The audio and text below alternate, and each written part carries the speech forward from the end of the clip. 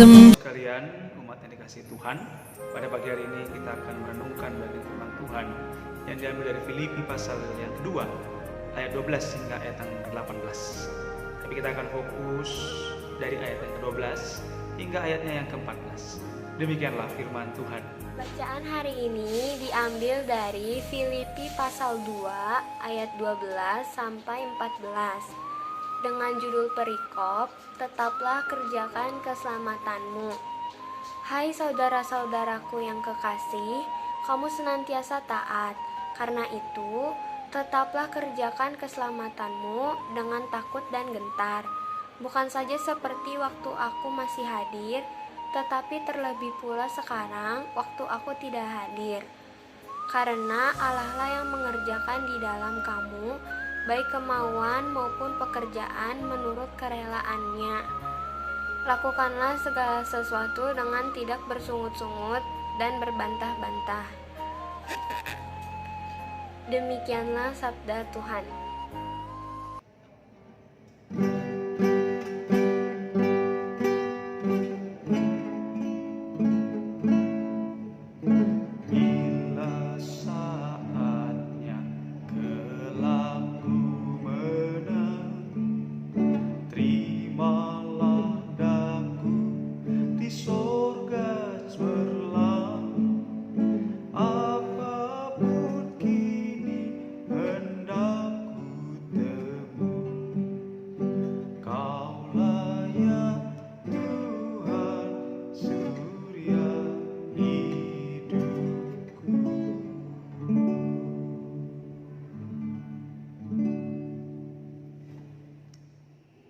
Nah, Bapak Ibu Saudara sekalian, tadi kita telah merenungkan bagian firman Tuhan yang diambil dari surat Rasul Paulus kepada jemaat di Filipi pasal 2 ayat 12 hingga ayat 18. Dan tadi juga saya telah berusaha untuk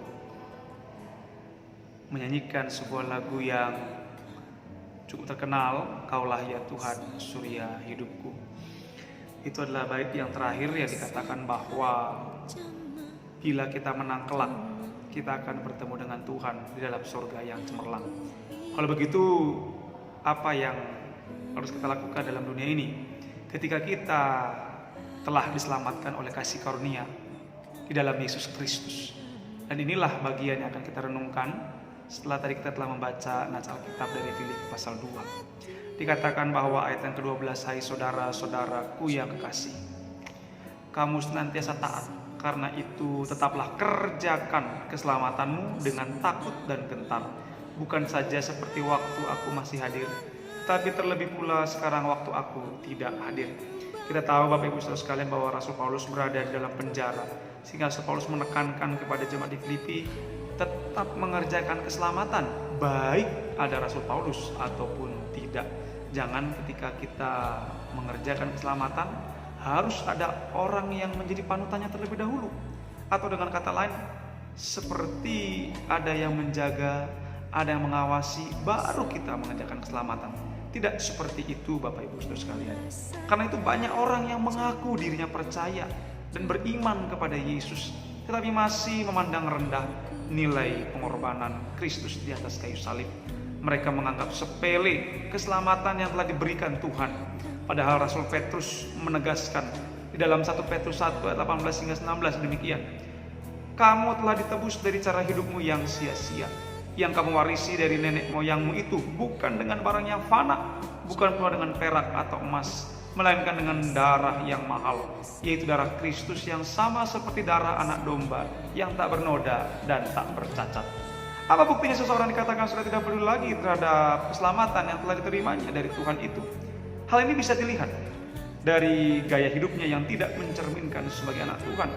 Sebagai orang-orang yang telah diselamatkan oleh kasih karunia, kita telah dipindahkan dari kegelapan menuju terang. Maka dari itu haruslah kita meninggalkan perbuatan-perbuatan kegelapan dan mengenakan perlengkapan senjata terang. Marilah kita hidup dengan sopan seperti pada siang hari. Jangan dalam pesta pora dan kemabukan. Jangan dalam percabulan dan hawa nafsu. Jangan dalam perselisihan dan iri hati. Tetapi kenakanlah Tuhan Yesus Kristus sebagai perlengkapan senjata terang. dan janganlah merawat tubuhmu untuk memuaskan keinginannya. Demikianlah yang dikatakan dalam Roma pasal 13 ayat 12 bagian B hingga ayat 14. Bukankah masih ada orang percaya yang belum sepenuhnya meninggalkan hidup lamanya, masih bersahabat dengan dunia ini dan mencintai dosa? Rasul Paulus menasihati kita agar kita senantiasa taat dan mengerjakan keselamatan kita dengan takut dan gentar. Artinya, kita harus berani berkata tidak terhadap dosa dan menghormati kehadiran Roh Kudus di dalam hidup kita. Rasa takut dan gentar yang dimaksud adalah menghormati Tuhan karena kuasanya, kekudusannya, dan keadilannya, sehingga kita pun takut melakukan dosa. Karena setiap pelanggaran akan membawa konsekuensi atau akibatnya.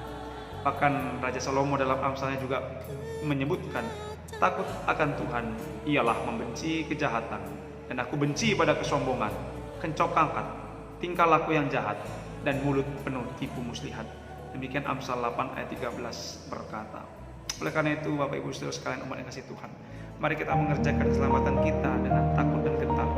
Jangan karena orang lain, jangan karena situasi mendesak kita, oleh karena aturan moral belaka, tetapi karena timbul dalam hati kita sukacita dan Roh Kudus yang senantiasa mengingatkan kita, memampukan kita untuk kita mengerjakan keselamatan kita dalam seluruh waktu hidup kita sampai Tuhan memanggil kita temukan tetap setia.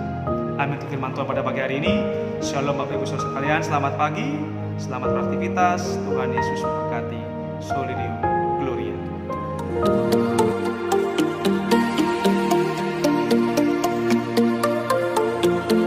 Oke guys, jangan lupa like dan subscribe di channel ini ya. Thanks.